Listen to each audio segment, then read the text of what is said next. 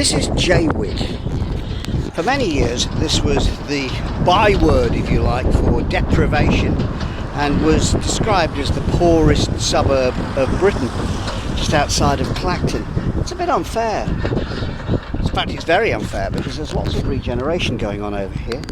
They're doing lots of new building work and really bringing it up, and it's lovely to see. I rather like Jaywick. I think it's been unfairly treated, actually. The funniest thing was they had a photo of Jaywick, a street, and used it as part of Donald Trump's campaign to change the way America looked. What? What's that about? It's Jaywick at Clacton.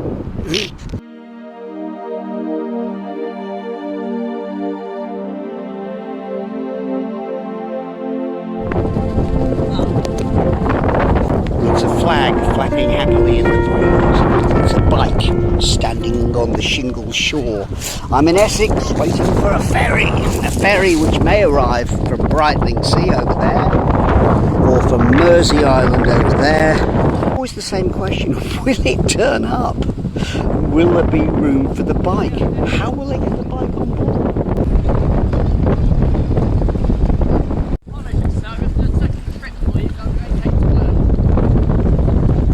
Oh, you're going to come back for me? I'll come back. Fine. Okay. Think about all the ferries I've taken. And now, ferry across to Mersey. Not ferry across the Mersey, but ferry across to Mersey.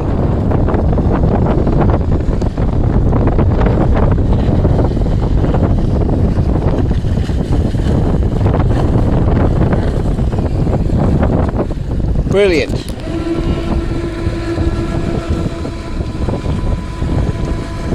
You ready? I'm at the crossing of Mersey Island and Essex. The tide is coming in.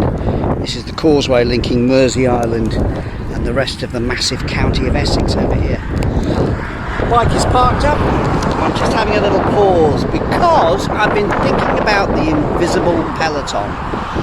That lovely group of friends and people who are supporting me along the way. I keep having flashbacks to different days along this extraordinary adventure, and thinking about different people I've come across, and all those lovely comments, smiles, jokes, and little bits of encouragement, just to say thank you. Yeah, big thank you for being part of this. And it was worth stopping just to say I'm really enjoying this with you right here, right now. A lovely village in the middle of Essex, and in the middle of the village is a weather vane next to a very nice thorn tree, and surrounding it this beautiful wooden structure with all the names of the different places you want to get to in Essex.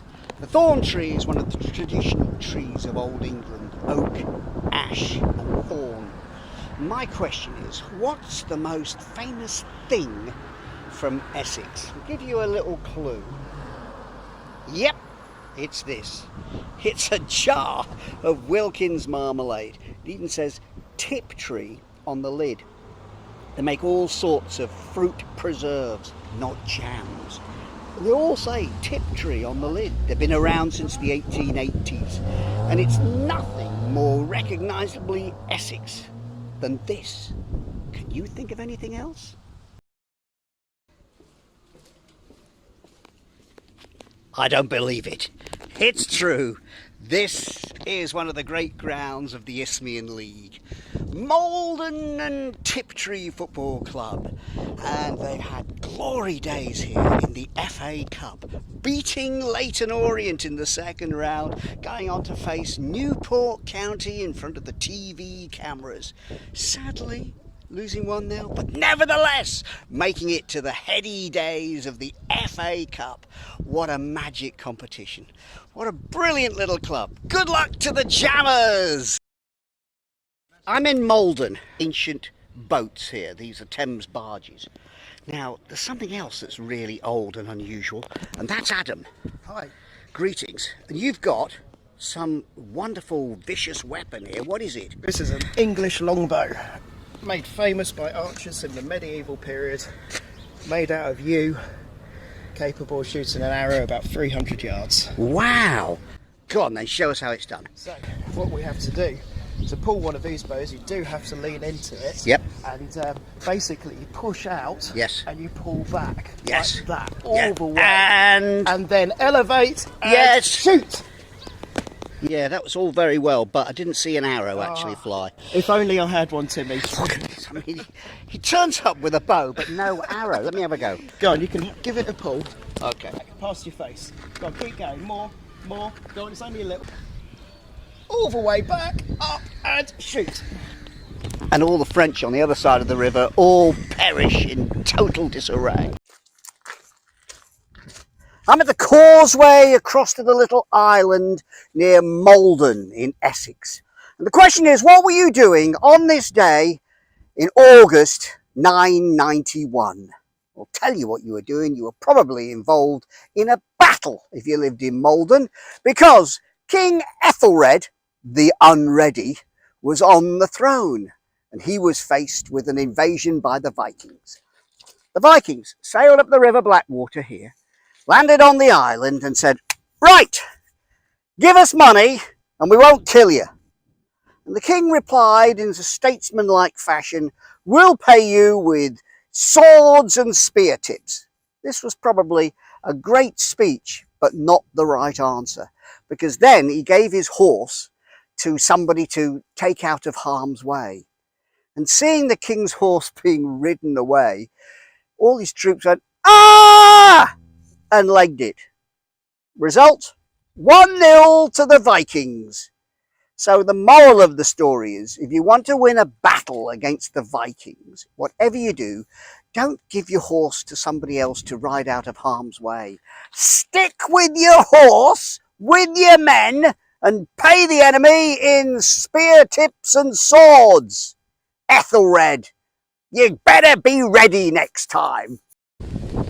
This is Munden Church, a 14th century ancient chapel, now no longer used for religious services. And it's in a field all by itself. All by itself with something else that's long gone. We're on St. Peter's Way, which meanders across the Dengie Peninsula to St. Peter's Church, Bradwell. And along the way is this. The petrified wood of Munden. It's really spooky and ghostly. There's something about it. It's an ancient woodland that's been here for squillions of years, wide awakers, when I was young and you were even younger. And it's all that remains of an ancient oak forest. And it reminds you that things have been around here for ages. And we're just passing through.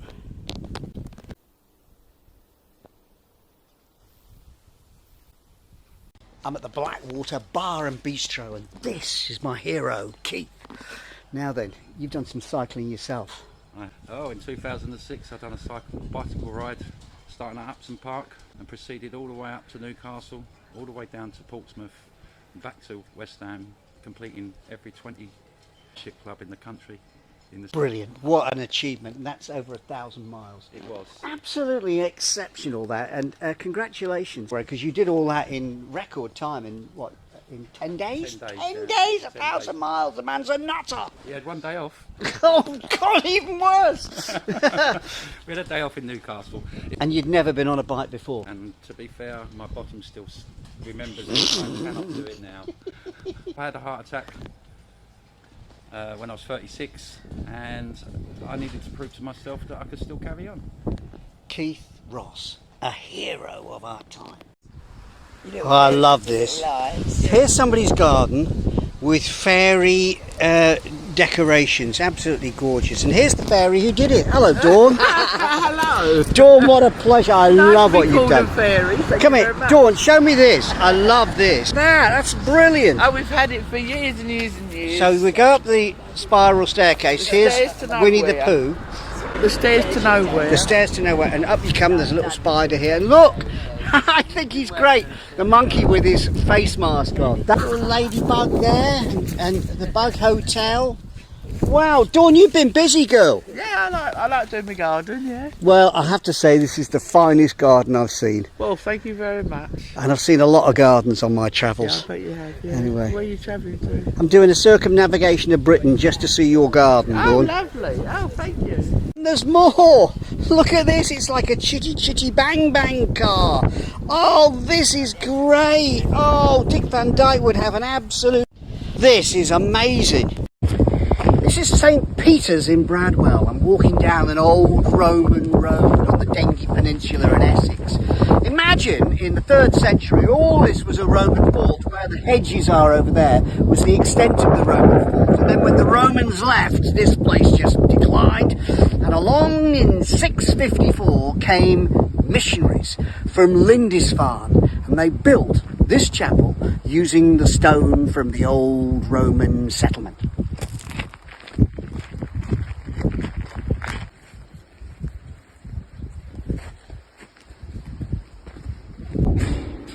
First thing you notice is just how big St. Peter's is. You're expecting it to be a tiny chapel, but it's enormous. Look at the size of this roof, this lovely resonant echo.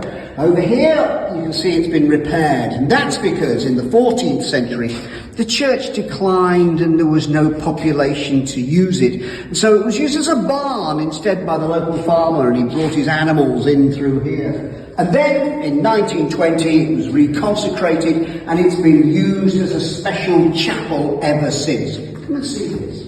High on the ancient wall here is St. Peter himself, the rock. And then down here on the altar we've got rocks. We've got rock from Lindisfarne, from Bradwell, and even from Yorkshire, where St. Seed, the founder of this chapel, is buried. And I love the fact that on my cycle ride around the coast of Britain, I've been to lots of different special spiritual places. St. Michael's Mount, of course St. David's, Iona, Lindisfarne, and now this lovely special chapel, which is one of the oldest Christian places of worship in Britain, still in use. It's really very special. And as pilgrimages go, this is right at the very top of the list. St. Peter's in Bradwell. I've got a Martin Mallet name tag, and I think this is a good idea to find a place here at St. Peter's to place him somewhere. Cobweb there. Martin, I'm going to put you just in there. That's it. And that's Martin Mallet in there. You and me, ma bubba, reach our potential, yes. I'm at Wallasey Island in Essex, scene of a great victory for King Canute, who was King of England from 1016 to 1035. He wasn't just King of England though, he was King of Denmark and Norway. It was a vast North Sea empire. He was so powerful that his subjects said, "There's nothing can compete with you, Canute." "Aha," he said, and ordered a throne to be placed on the seashore here. And he said, "I command the waves not to wet my feet." And of course, the tide came in. He got soaking wet feet and he said, "See, even me as a big king can't control nature. There is a limit to all our authority." In other words, pay attention to those around you. Listen to other opinions. It's quite a powerful message. For me, I would have worn wellies.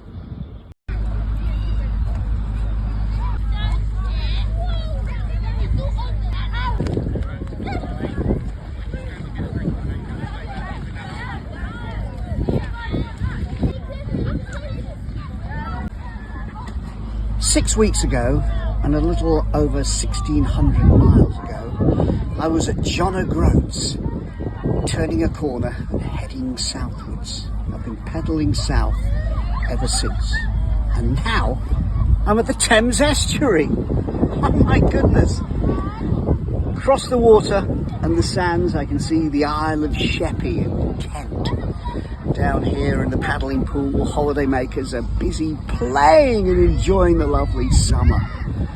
Last time I saw the Thames was on March the 17th as I set off. And now just a little over a day and a bit to go to Paddington Station. How do I feel? Well, weird, because now I'm turning another corner, and instead of going southwards, I'm going westwards for home.